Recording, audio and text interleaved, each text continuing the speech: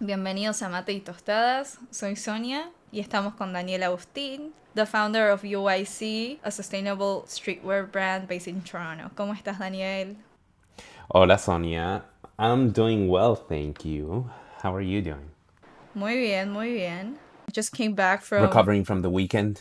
just came back from Fuego Fuego, Montreal. The weather was so bad during the weekend. Saturday was raining the whole day and we were wearing like ponchos for the festival, but it was nice. The show was nice. I got to see Eladio Carrion the second day. I'm so jealous. I'm so sad I couldn't go this year. I really wanted to see him.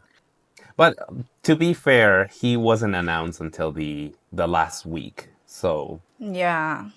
I'm not a fan of La WP. So I say that here and I'm gonna get canceled by any Mexican listening to this. I'm sorry, I'm just not a fan of his music. But the moment I heard that Eladio Carrion was gonna replace him, oh, that I regret not getting that ticket. See. See. It was like super last minute change. Like they announced it super late. Yeah. Oh bueno, you didn't need to go through like the rain and the charcos de agua, ¿cómo se decía? Puddles. Oh, there was a lot of puddles and our shoes and like pants. It was so gross. No, that's fair. That festival really needs to change dates. May is no longer warm here in Canada. It just keeps getting colder and colder, so they should move it to June. No, the first day I feel like when I got off the subway, I saw all the people like wearing jackets and stuff, and I was like, I feel like I'm not going to a festival. A reggaeton festival, like Yeah, yeah, everyone was wearing like jeans. I mean, but like not in like a fun way. They were wearing like the down jackets, raincoats, ponchos. The first day was not a vibe. yeah, that is no way to perrear. That No. is absolutely unacceptable. And the second day was better. The weather was a little bit nicer, but it wasn't sunny. But it was a bit better. Okay, so that was my weekend. How was your weekend? Boring. I mostly stayed here at home. Well, I did see a couple of friends on Saturday. Catching up with people was nice. Sunday was mostly here at home. Yeah, it's been also kind of rainy here. Cloudy. It's not sunny. Honestly, yeah, kind of want to make you stay at home and not really go outside much. The weather is not a vibe. Pero bueno, we are back here with the series of the different track of the album that UIC released, which is about music created from dance choreographies with a touch of Los Andes. And today we're gonna talk about track 4, one of my favorite songs of the album. It's a salsa song. It calls dame un segundo. What is it called? El sabor de mis raíces. Sabor. No sabor. Sabor. This track has mucho sabor. Bravo, bravo, Sonia. You did it. I don't know what is wrong with me today. Like I was like pronouncing these Spanish words in with an English accent. It's the code switching. I get it. Like when you start code switching, it's sometimes the mind doesn't catch up at the same time as what you're saying. So it's hard, to switch languages and actually not switch the pronunciation. So, well, how did you meet the dancers, Ish y Claudia? Yeah, well, first of all, I'm really glad to hear that you're enjoying the salsa track because that means you're one step closer to becoming a salsera and hopefully coming with when I go to social dancing. Hopefully. No lo creo. Hopefully when you move downtown. Um, I met I met Ish and Claudia, which are the dancers in this track. Starting with Claudia, we met when I was in university. I used to be part of this bachata performance group, and she was there too. So yeah, we were in this team, but that was back in 2014, maybe 2015, and I haven't really seen her much since. except for the times that she teaches at socials. But we recently reconnected because one of my close friends, Needy, she is Claudia's tenant, and Needy likes to take several dance lessons. So that is how I reconnected with Claudia and how I met Ish as well, because I went to take one of the dance lessons from their company, which is Avante. I noticed that Ish is very technical when it comes to salsa dancing, which is something interesting. So I asked him the question of, "Hey, what do you think if music were to be created from dance?" And in fact, he was one of the first people that I talked to. And seeing his interest in the question and everything made me, ask him if he wanted to be part of the project. He accepted me immediately. And the whole thing started as a solo for him. He was doing a solo choreography for this track, but as we started moving on with the project, the song became a little longer, and I thought, well, maybe this is too long for having just solo salsa dancing. And that's when I asked him, "Hey, can we get one of your dance partners involved?" And he got Claudia. So yeah, that's how we got them in the album. I didn't know that at first it's gonna be like a solo dance. Yes, it was. He provided a 1 minute choreography initially, and then I got too excited with the songs with the album, and I was like, I want longer songs. I want lyrics, and it was like, okay, he cannot be dancing 3 minutes solo. We need partner dancing. I like how it turned out. When I met them in the studio for recording of the video, they were super nice, and I love their energy when they were like warming up for the before the shooting and the shooting. I think that was my first time like listening the full song, and I also saw like the choreography with the music, and I think it matches so well. I don't know, it was really good. That is true. There is definitely something to be said about their energy and how that, Mm-hmm. especially in your case, right? Like it was your first time seeing it, so I think it Mm-hmm. really makes a good first impression of them, of the song, and it brings the experience to a different level. So creating a nice memory. That was Mm-hmm. nice. I was also surprised to um, see how they put that energy in a project like this, because I've only seen them in dance classes, but I'm really glad that they were so excited about the project Mm-hmm. and they really gave the project their whole. By the way, Claudia, I love your hair. Yeah, you did say that in the during the recording, during the shooting. No, because it looks really good when she was like turning and the hair was turning. Wait, para el micrófono. Um, it looks like super good with the dance movements and stuff. Yes, it looks Yeah, super straight. It doesn't get freezy. It's impressive how it just like stays well put. yeah. How did you find the producer of the song, Richard Orellana, known as Richard? Richard contacted me on Instagram, and this is from a post that I made on my account when I said I was looking for music producers. My cousin actually saw that post. She actually lives in Argentina. She lives in Buenos Aires. Oh, Yeah, yeah, yeah. But she, mi país, uh-huh. mi ciudad. But she's Ecuadorian.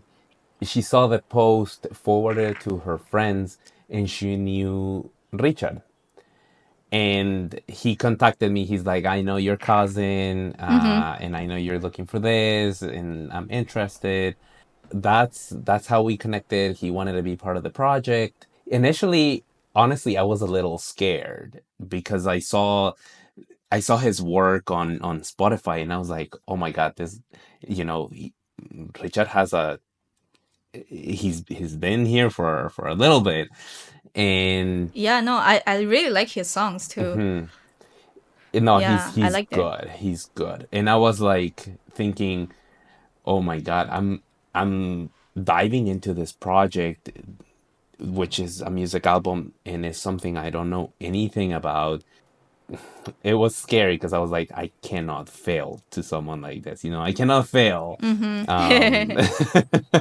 so, but no, I'm glad. And also, Richard has been like pretty good, pretty understanding, and also a pretty good advice and guide when it comes to these intricacies in the music industry that I don't know anything about. So no, yeah, I'm really glad I met Richard. Thank you to my cousin Diana for introducing him to the project. And yeah, thanks to Richard because he really put a lot of effort, gave his all in producing this salsa. I know it is, I mean, for everyone, it's been a challenge to introduce Indian culture, Indian instruments, and doing so in a salsa song must not have been easy at all. Yeah. Also, I've been seeing Richard posting like a series of videos. Those videos are really good too, like about like music and stuff. Yeah, he is out there in social media posting videos about like music creation. So if anyone is a musician here that is listening to us, he does have some Mm-hmm. pretty good content. I think his wife is content not content creator, but his wife I think is the one that helps him with the recording, and I'm not sure about the editing, but that's how his videos look professional because they work as a team. Mm. No, I can see like the last few videos, the transitions and stuff. It was Yeah. really good. Yeah. So there's like two features artists in this track, Ají Dulce and Nairi Cachimuel. So how did you get them into the project? Well, it wasn't actually me. It was Richard that contacted them. Because he has the Mm. connections in the music industry. Mm-hmm. So I think he is a friend of Ají Dulce. Her name is actually Valeria Torres.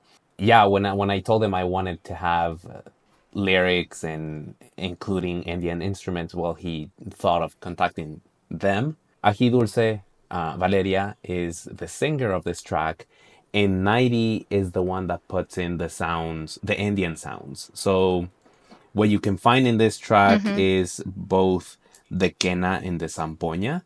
And Nairi is experienced in he's a musician, so he's experienced in playing Indian instruments.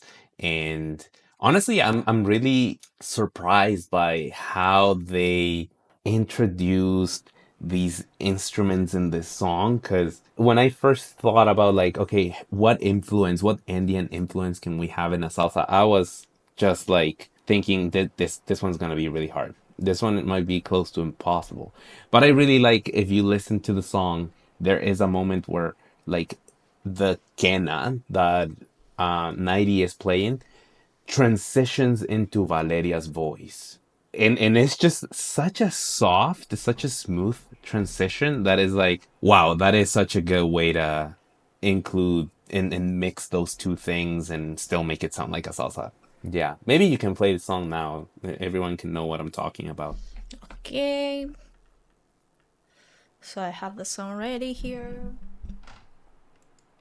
Salsa, cante como antes, recuerde sus raíces, moviendo los pies.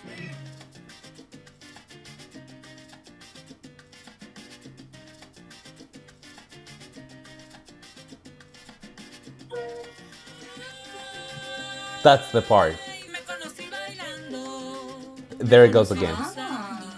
mamá. You see, it starts Porque de with donde the instrument and then vengo it's tienen un her voice. sabroso papá.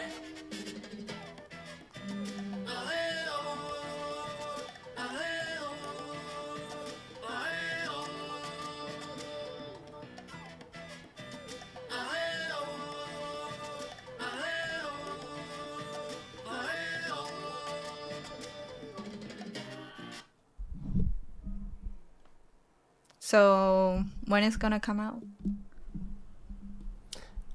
This song is probably coming out in the next couple of days in the streaming sites. The real video came out yesterday, and the official video for this song is gonna be out on YouTube on Friday. And you'll be hearing from the different collaborators in this track throughout the week. So how does this song fit in the album? So this song, like every song, the way that they fit in the album starts from the prompt that was submitted by the dancers. So in this case, Ish had submitted something about getting back to your roots and embracing them. When I saw this, I thought, okay, this is a very clear transition point for our character in the album, because getting back to your roots, that means there's a huge change. So the way that I saw this was like our character needs to move somewhere. Is moving from a city to another city where they are from, where their ascendance is from or something. And initially this meant, I think our character was supposed to be moving. Yeah, I forgot how I planned this initially. Uh, Maybe, yeah, I think our character was not really moving, but was just connecting with their roots in the city they are in already. But then, because of the previous song, when we had that change of, well, we're suffering, with this friend about not being with our families and stuff, then the whole thing changed. And I was like, okay, our character now has to move. So the idea was that our character has been disconnected from their roots because migration and everything, migration of their parents and stuff. So they're trying to discover their their culture by moving back to this place, by moving back, in this case, to South America.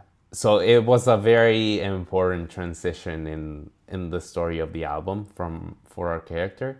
But yeah, when we were making the video, you can see that the character arrives to this place and is kind of unknown.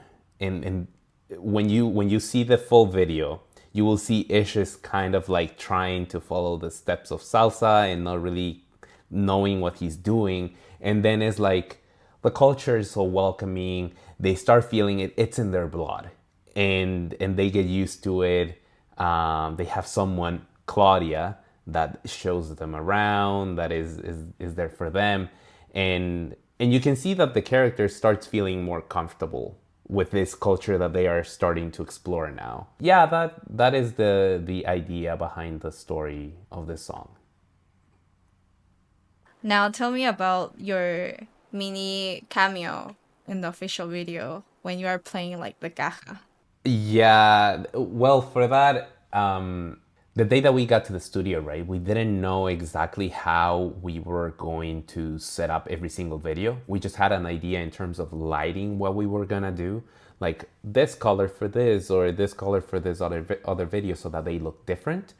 In the set, we had new ideas. It was like we need to make it look more different. So we had Vinny that was helping us like use the different equipment. And for this video, I don't know why, like we were just looking for prompts, and they had the water dispensers everywhere in that place, and I thought, okay, these water gallons do somehow in my head I was like, I can see why in a hot tropical place you would have these like No, yeah, huge yeah. jugs of water. Yes. No, even I found it super normal, like in Argentina, like especially in the coast, because the water is not as clean like the one from the sink. From the tap. Yeah, Yeah, it's not super clean and drinkable. it's not drinkable. We always have the jugs, and it's, I don't know, I found it super common too, like super normal. Like las sillas de Vi tirar más fotos, like it's the same vibe. Uh-huh. It's so cultural. So yeah, that when I was like looking for prompts, I was like, we need to use them. And then with the light and everything, like because it's translucent, so the light goes nicely through the jugs. And they have these like boxes as well that I was like, what do I do with this box? And Say. I thought like this looks like a caja. This looks like the the instrument, but no one is gonna know that there is a caja in there if no one is playing it. So I was like, okay, my moment to be in the video is now. So I got in, and that was fun. I don't know what I'm doing. I don't play the caja, so I was just trying to go by heart. Yeah, so I don't know how that looks exactly to a caja player. But no, it was super fun setting up all the different scenarios for the songs. It was really fun to do, and you'll be seeing more in the other videos because we also went like No, crazy it and was very creative. fun. We have the projector playing like videos at the end to set up like the ambience and stuff. It was Yeah, nice. finding those videos too was kind of hard. Stock Yeah. videos that would have some what would you say? What would you call it? Some believable salsa scenes, because most of them, oh my god, were they the stock footage when it comes to Latin stuff? They were not giving. It's so disappointing because it's seen from a different lens. It lacks the connection, the cultural connection. You see it as a Latino, and you're like, Yeah. this is not my culture. See. Yeah, but we did find the right ones. So well, the full video is coming on Friday, this Friday, May 30th. Yeah, on YouTube, 11:30. Okay, so we're having a time set. All right, 11:30 on May 30th. Go to YouTube. We don't care you're working. Get a break. Take your coffee break with some nice salsa video. You can take it as your entrance to the salsa community if you want to start dancing some Latin rhythms. Yeah, hopefully you like the video. Eso, muchas gracias por escuchar. We'll see you next week. Nos vemos la próxima.